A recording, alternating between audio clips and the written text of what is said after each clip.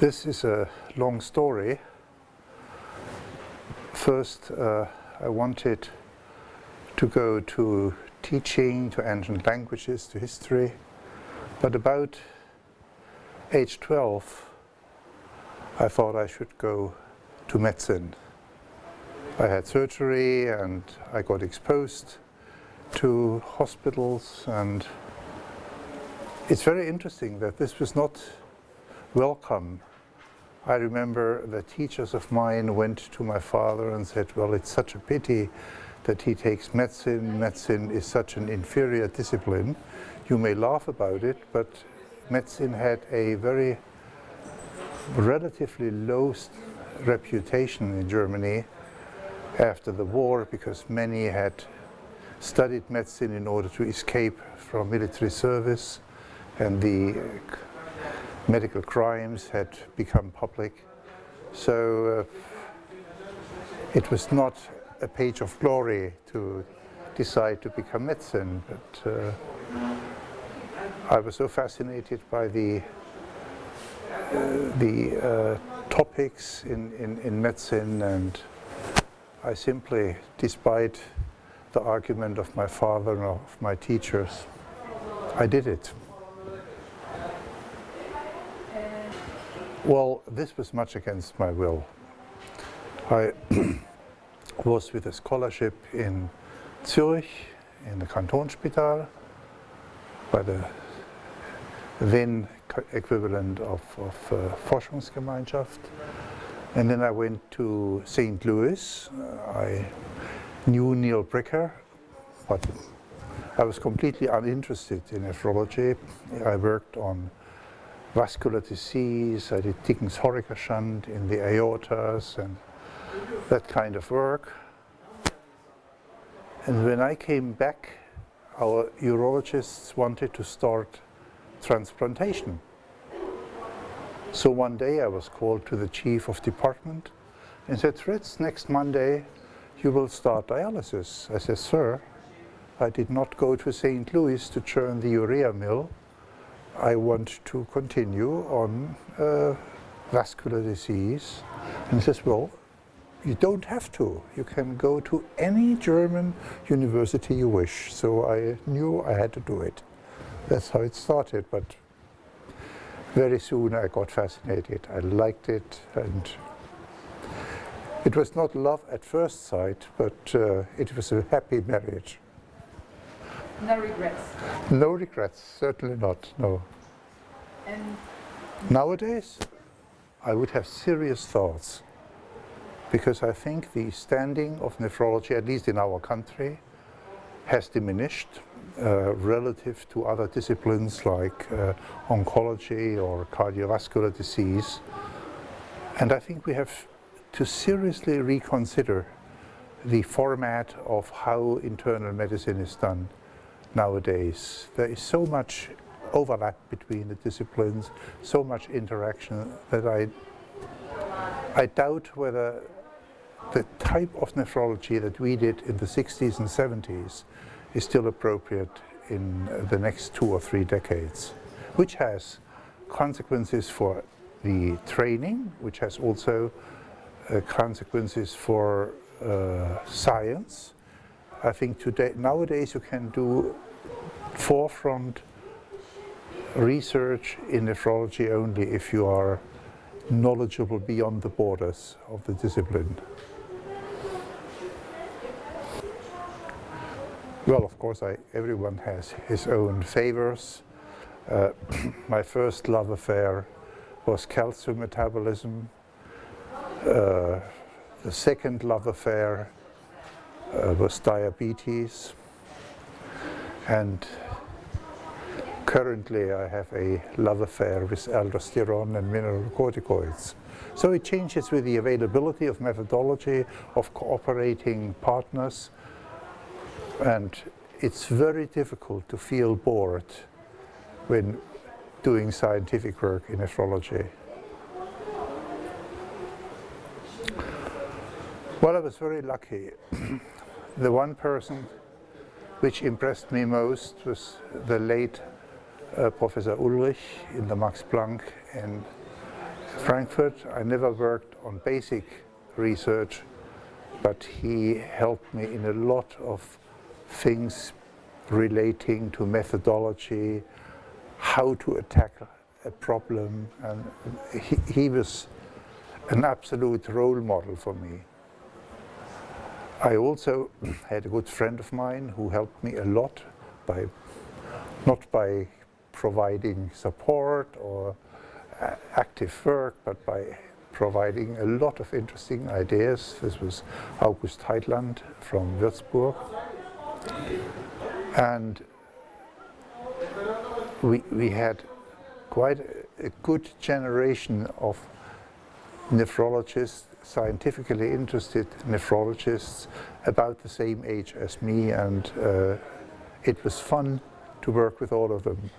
There are too many to name them, but in the 70s and 80s there was a lot of fun in doing research. Well, it is very important because your psyche very much depends on whether you are working in a conducive environment of trust or whether there is infighting, which unfortunately is not unheard of in academic universities. I was lucky. I had fantastic collaborators. With perhaps one exception, I never had a major fight. I fell prey to one of my collaborators whom I married, so it was both conducive to medicine and conducive to private life. Well, there are different formats, of course. You can be a brilliant teacher and a not ideal practical physician. You can be a brilliant scientist without the skills you need in medicine, and I encountered both. And there are the very admirable ones who are able to be excellent on these two planes. I think it is absolutely important to have some kind of, as we say, wavelength with the patient, to be respected on the one hand, but also to be appreciated on the other hand. And I had wonderful relationships. I can tell an anecdote. I was then, when I started dialysis, 33 years, and we had a 65-year-old patient, and she came in with 5-7 kilos overhydration. And I said, "Ma'am, I don't accept it." And I was surrounded by patients. And she said, "How do you dare speaking to an elderly lady? I was seeing you in the kindergarten with shit in your pants." And of course everyone laughed. My reputation was demolished. But fate is very just. She came back in 3 weeks' time with pulmonary edema at 8 o'clock at night. And I didn't have a car. I came with bicycle, jumped through the window, put her on dialysis, and from there on I was a saint and widely expected. This spread like wildfire. So there are different ways of interaction, of course. Not all patients are very likable. Many of them are so nice that they will be accepted by you as if they were family partners. The whole spectrum of humanity you will meet in medicine, and particularly in nephrology, because you don't see them just for a few days, like after myocardial infarction. You accompany them during lifetime. And for some 8 or 10 weeks ago, I had to go to the 40th celebration of dialysis of a patient of mine who went on home dialysis, had the wisdom to marry a very efficient, very attractive nurse who takes care of him, and this was like, he was like a family member to me. 40 years. Experience. I mean, there are of course advances on different levels. Let's say the understanding of contamination of dialysate water was certainly one of the breakthroughs, that endotoxin is killing patients, causing a type of amyloidosis on the one hand. On the other hand, the discovery of the receptor for angiotensin II and endothelin has led to a revolution of our interventions to manage patients with kidney disease. I think if we think in the return of better life expectancy, I think the single most important advances overall, not for specific individual diseases, were blood pressure lowering, were control of volume problems with appropriate diuretics, and there is now a whole plethora of new developments, being it bardoxolone to interfere with oxidative stress, endothelin blockade, which is coming, just examples which come immediately to one's mind. There is so much going on that I'm very optimistic that nephrology will very much look differently in 20 years' time compared to 20 years ago. And we wouldn't have dreamed in the 70s of what we have now in our hands concerning interventions, not to speak of transplantation, which has made spectacular progress. One thing I liked very much is teaching. And I'm very proud that I have a great, almost company size of people who were trained by me. This is one area where I'm very proud of. The second are scientific achievements. I had the great luck to work with a brilliant histopathologist and immunopathologist with whom I did a lot of work on cardiovascular problems and in kidney disease, and a second one with whom we did work on the evolution of the kidney and how problems during pregnancy impact on the future life, including renal outcome of the fetus. This is an exciting area which is currently worked upon by me, where I'm very proud. I was very much interested in diabetic nephropathy, and I think I made major contributions to this area, which comprises 50% of patients who go to end-stage kidney disease and are dialyzed or transplanted. So there are people who are monocular in their arrangement and in their perspective. I try to be at least biocular, perhaps multiocular, with my interests and my perspectives. Difficult for me, out of the top of my head, I had so many pleasant and rewarding episodes, which I would prefer. If I think about the practical consequences and impact which the finding of the cardiac and vascular changes in uremia had on our concepts of how the cardiovascular risk is increased in renal disease, I think this is one major scientific contribution. If I think about the epidemiological impact, I think our work on diabetic nephropathy raised the awareness of the incoming tide. I still remember when we found in Heidelberg that 50% of patients admitted for end-stage kidney disease were diabetics. I was attacked in Germany. It was felt that this was slobby work.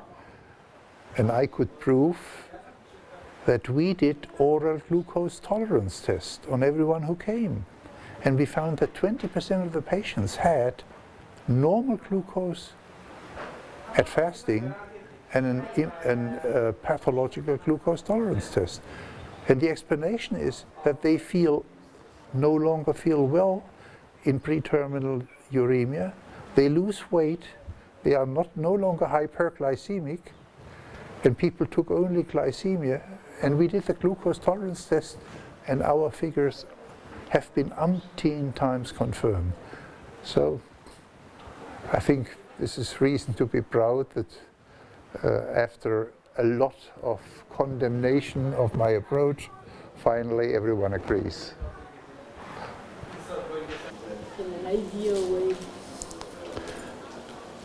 I mean, I'm an optimist, and I think that 80 or 90% of the relationships run very well. There is still much respect for the work of the physicians. Unfortunately, the medical legal problems start arising in our country as well. It's no comparison with the USA, where you have to do defensive medicine. But there is some interference. But on average, and this varies very much whether you are on the countryside or whether you are in a metropolitan area. Fortunately, we lived in a small city where I knew a lot of people because I went to kindergarten, to school, to university, all in the same city, and I was known and my wife is working there. It was a very pleasant relationship on average. Of course, there are always unpleasant experiences. I never had a medical legal problem, which is important, which increases, unfortunately, across the Western world, including Germany. I never had it. And if I had to do it again, I would do it the same way.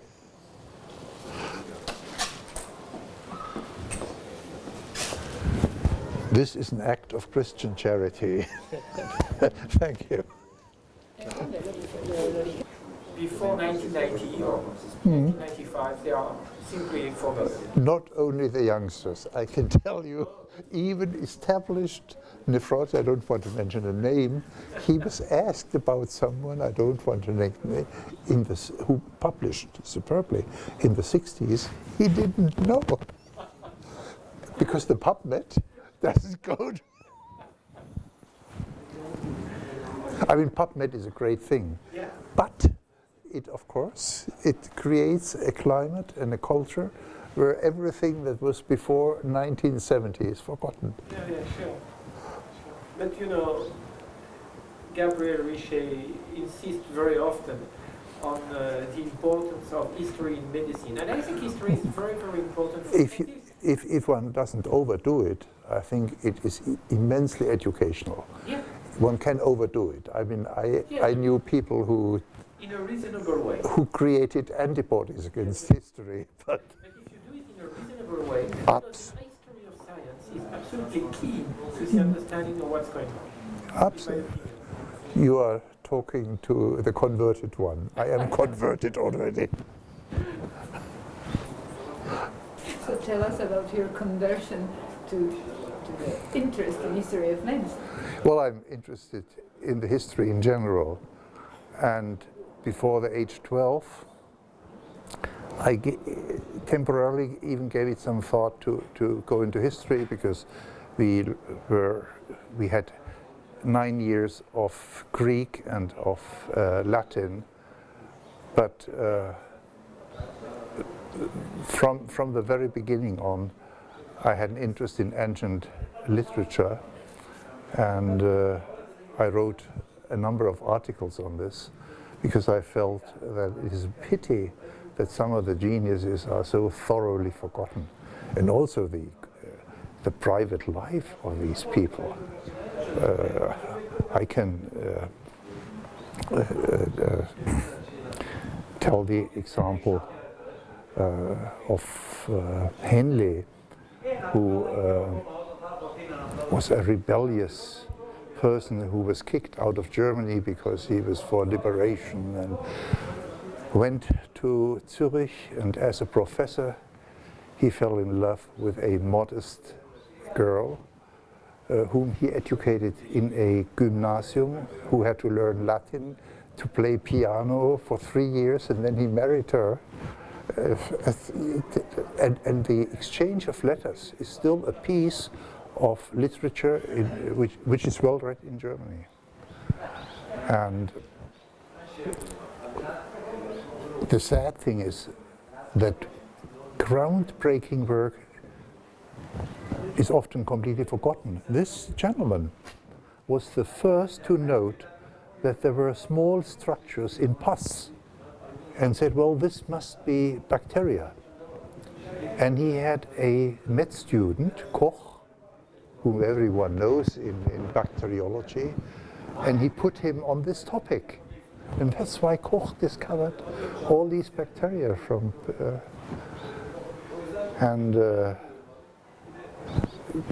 such a curriculum vitae is of course absolutely fascinating. And he must have been a brilliant teacher. The students in Heidelberg made what they call in German Fackelzug, burning rods to celebrate and to honor a outstanding teacher. So it never happened to me that they made a procession with burning rods first, but it is moving to see what kind of impact you can have by your teaching. That's why I mentioned this episode. Could you comment on that? Yes, certainly. I had a great luck to meet Scribner, and Scribner even exchanged letters with me, and I know the story how chronic hemodialysis started. I mean, dialysis started even in the 20s in a very primitive fashion, as we just had discussed, and acute renal failure like Wilhelm Kolff and the work in Lund started in 1945.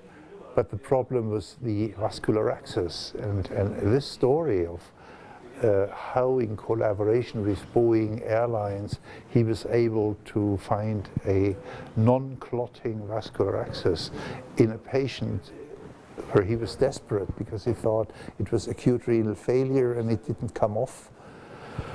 This was then a world sensation. And I know from people who worked with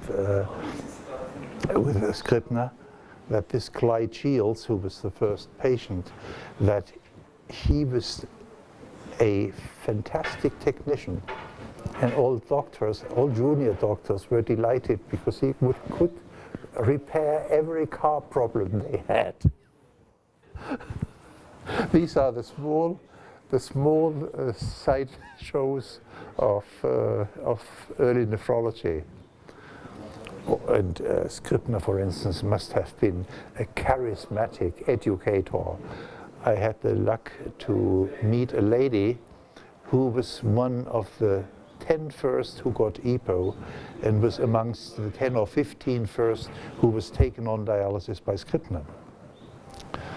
And she was enthusiastic how she was taught by Scribner to reduce salt intake. And if you say, well, this is 50 or 60 years old, this problem has been solved, it has not been solved. I think this is the major problem of our cardiovascular issues in dialysis.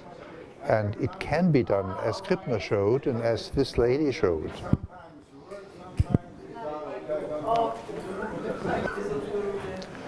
Well, when I was age 13 or 14, I played piano, I even gave concertos. My piano teacher, she was educated by Max Reger and was in the conservatorium in Paris, and in August 1914 she had to leave.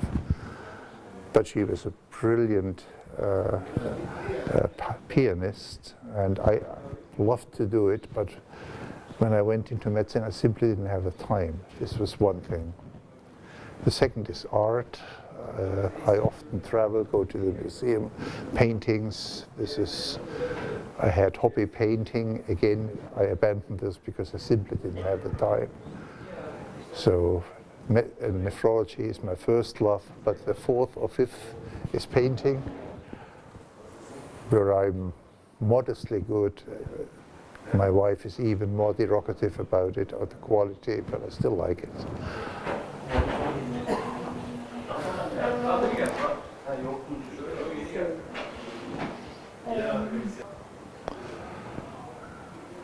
It's not exactly my flavor of interest, but I can easily see that one can be a good physician and a poet. And there are a number of examples in German medicine. Since I'm not, I was not given the gift of being a poet, I'm not so keen on it. Of course, I like German poetry, Goethe, of course, but it's not a main area of my interest. Music is, I would give any Goethe poem for one of the concertos of Mozart. I'm not terribly convinced that specific courses on humanity in medicine are necessary. I think the example, giving an example how you handle a patient, how you care for him, whether you show compassion or not, is much more educational for the junior staff than having formal instructions, as in some universities has been done. But there is no question, since Hippocrates we know, that compassion and interaction with the patient regard him more than a lump of meat with some malfunction is essential to have humanitarian medicine. And a student who was in my semester had a father who was involved in these medical experiments in Buchenwald, and I can tell you, if you hear about this, you are cured for your life about how to handle a patient. Broadly seen. Well, in teaching, I think the worst to do is to overload people and to tell them a lot of irrelevant findings which are not impacting on how to treat and recognize disease. There are so many recent findings in theoretical medicine which are irrelevant to clinical practice, which are unnecessarily taught. But I think the basics must be taught. And I think you are not a good physician if you're not up to date to understand the function of an enzyme, the genetic translation, the mechanisms. This you have to know. I think the secret of teaching is not to overload people, to repeat, to summarize, and to have once and again a joke and something amusing, so that those who started falling asleep are woken up. Be educated. Or no. I think for the clinician the best education is to join with someone who is knowledgeable and to see how taking the history, how establishing a treatment plan, how this is handled in praxis. And I think this is the best you can give to your students and your collaborators. I don't think everyone has to do research. There are people who have a talent in research. There are those who don't have a talent. It is much more important to have a structured approach, an intelligent approach. This needs not necessarily be research. And one thing where everyone, even the one who has no interest in the research, can do a lot of good and help progress in medicine is to have good documentation and to participate in history taking and in having good epidemiological data. This, I think, everyone should support nowadays. And in the age of electronic information, this is no longer the kind of problem it had been 30 years ago. First, you must love the discipline. Personally, I don't have much resonance with pediatrics, for instance. My wife is pediatrician and she loves it. I was forced to do nephrology. I got to love it. I think there must be an element of interest and personal satisfaction. And this is the most important one. I would be unhappy as a surgeon, but I have friends who love to do surgery, and I think this element of being satisfied, of loving your job, is the most important element.